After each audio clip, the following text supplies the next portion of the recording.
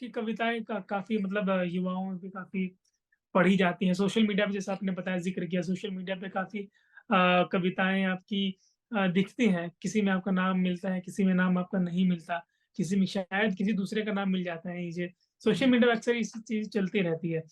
तो आपकी और जो सोशल मीडिया पे बहुत ज़्यादा पसंद की गई हो और आपके करीबी बहुत ज़्यादा जो कविता रही हैं, सुनाएँ प्लीज़? जी, बिल्कुल।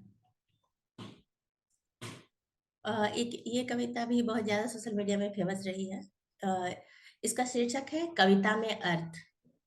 एक दिन मुझे एक अदम्य जिज्ञासु तार्किक आदमी मिला। एक हुँ। दिन मुझे एक अदम्य जिज्ञासु तार्किक आदमी मिला। वह हर बीज को फोड़ कर देख रहा था कि उसके अंदर क्या है। मैं उसे अंत तक समझा नहीं पाई कि बीज के अंदर पेड़ होते हैं। क्या बात है! वाह! बहुत खूबसूरत। तो ये जो आलोचनात्मक अतिवादी तार्किकता है, उसका काउंटर करती हुई एक कविता है। अच्छा, आपने मतलब हर कविता में कुछ ना कुछ काउंटर किया है, ऐसा कह रही हैं। नहीं, ऐसा नहीं कह रही। लेकिन अगर आप एक कवि हैं और आप सोशल मीडिया में लोगों की बातें सुनते हैं, तो आपके मन में भी कोई भाव आता है उनको सुन के। जी, हाँ, तो वो ये उन्हीं भावों का प्रतिबिंब है। ये नहीं कह सकते कि मैंने जानबूझ के काउंटर करने को लिखी है। नहीं, नहीं, लेकिन अगर आपका कोई पक्ष है तो आप उसे रखेंगे वहाँ। तो बिल्कुल, ये कवि का खैर काम ही यही है, अपने पक्ष को रखना, बयान करना बेहतर। जी। इस कविता का शीर्षक है नहीं। एक छोटी-सी कविता है। चोंच काटकर बो देने से चहचहाहट के खेत नहीं उगते। जुगनुओं को निचोड़ने से रोशनी नहीं टपकती। ओस ओढ़कर चट्टानें कोमल नहीं होती। उदास गीत पानी में डूबते हुए बुलबुलें नहीं बनाते। कविता में पंक्तियां चींटियों की कतार नहीं होती। इच्छा और दुख में गहरा संबंध है, लेकिन अनिच्छा और सुख भी कोई सहोदर नहीं होते।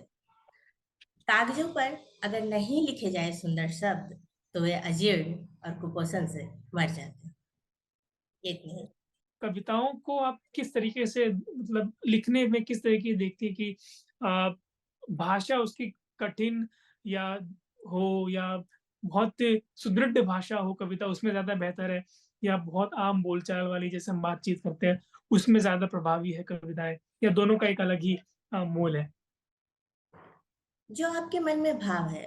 एमर्सन एक बहुत बड़े लेखक थे, उन्होंने कहा था कि प्रत्येक शब्द एक कविता होती है।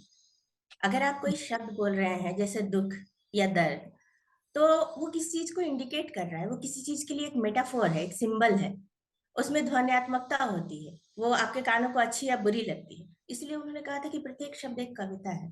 तो आपके मन में जो भाव है, अगर आपको लगता है कि उसके लिए कोई पर्टिकुलर शब्द सही है, वो शब्द चाहे कठिन हो, चाहे सरल हो, आपको इसकी चिंता नहीं करनी चाहिए।